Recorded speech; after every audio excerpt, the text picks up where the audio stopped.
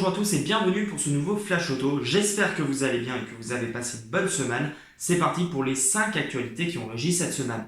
Et aujourd'hui, on va parler des nouveautés qui arrivent chez Mercedes, de la nouvelle et de la future Honda Civic Type R. On va parler également de la Kia Rio qui a été restylée. On va parler du clap de fin pour la BMW M2. Et enfin, on va parler d'un nouveau SUV coupé qui va arriver dans la gamme Volkswagen. Et on commence avec deux actualités qui doivent arriver chez Mercedes, deux nouveautés. La première, c'est la Mercedes Classe S. On en avait déjà parlé dans une précédente édition. Des photos ont été dévoilées sur Internet. Et au service marketing et communication chez Mercedes, ils ont décidé d'enfin dévoiler une première image de la future berline. La deuxième actu, c'est le nouveau Mercedes GLC.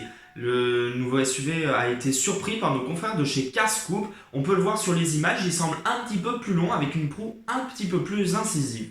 Côté motorisation, évidemment, pas d'informations techniques encore puisque ce sont des photos espions, mais on imagine aisément qu'il y aura toujours les 4 cylindres essence et diesel et la version 63 AMG. Côté carrosserie, on retrouvera bien évidemment la déclinaison 5 portes qui a été observée, mais sûrement la version coupée sera renouvelée elle aussi. Chez Carscoop, ils n'ont pas fait qu'observer le futur GLC, ils ont également observé la future Honda Civic dans sa déclinaison type R. C'est en tout cas ce que laisse suggérer le gros aileron. Ça fait depuis 2017 que la 10e génération de Civic type R est au catalogue et il est temps pour Honda d'opérer un restylage et d'opérer un remodelage. Et on imagine aisément que cette berline reprendra encore le 4 cylindres de litre turbo, mais la puissance de 320 chevaux qui est actuellement au catalogue devrait croître. Chez BMW, les nouveautés s'enchaînent encore et encore. Les actualités sont nombreuses avec les nouvelles séries 5 et série 6 GT. On ne va pas en reparler. Vous retrouverez toutes les informations sur le site découverteautomobile.com. Je mets le lien en description et vous les retrouverez également sur le Twitter de Découverte Automobile. Vous aurez également le lien en description. L'actualité qui nous intéresse aujourd'hui, c'est le clap de fin pour la BMW M2. La M2 va quitter le catalogue européen d'ici l'automne. Pourquoi que le catalogue européen? Eh bien tout simplement pour des raisons anti-pollution. Pour le moment, le catalogue de la BMW M2 compte encore deux déclinaisons. Il y a la M2 compétition et il y a la M2 CS qui est la version ultime de la BMW M2 coupée. Chez Kia, on opère un restylage du côté de la Rio. La petite citadine s'offre de nouveaux boucliers, une prise d'air au-dessus de la plaque d'immatriculation.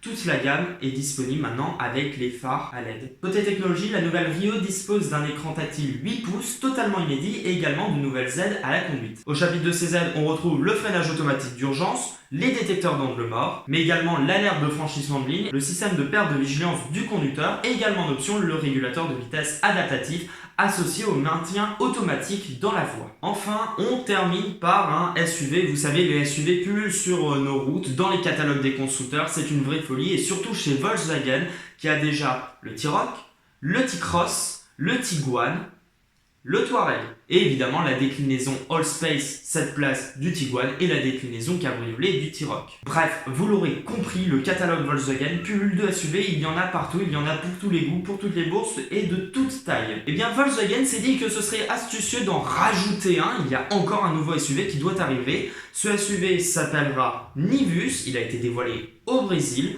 juste pour le marché brésilien pour le moment, mais il devrait arriver en Europe sous le nom de T-Sport. Vous ne voyez pas non plus une bête de course. Pour le moment, il est motorisé par une version 200 TSI, appelée comme ça au Brésil, qui est en fait un 3 cylindres essence 1 litre de 128 chevaux. Dans le catalogue européen, en fait, il reprendra les motorisations classiques que nous avons, qui sont partagées entre le T-Cross, le T-Roc et l'Apollo, à savoir des 1 litre TSI, sûrement de 115 chevaux, peut-être de 95 chevaux et peut-être à 1,5 litre de 150 chevaux. Même s'il s'agit juste d'un T-Cross coupé, le look a été totalement revu et c'est totalement différent. En fait, il est en commun avec son frère que la base technique, c'est la même plateforme, même l'intérieur est différent puisqu'il s'agit tout simplement de celui de la Volkswagen Polo. Ce Nivus devrait arriver à l'horizon 2021 durant l'été sur le vieux continent. C'est la fin de ce Flash Auto, merci beaucoup de l'avoir suivi. N'hésitez pas à liker, à commenter et à partager cette vidéo. Pour plus d'actualités, n'hésitez pas à nous retrouver sur les réseaux sociaux, Facebook, Twitter et Instagram, ainsi qu'à nous retrouver sur le site découverteautomobile.com. D'ici là, je vous retrouve la semaine prochaine pour une nouvelle vidéo avec 5 actus, encore une fois. Portez-vous bien et à la semaine prochaine.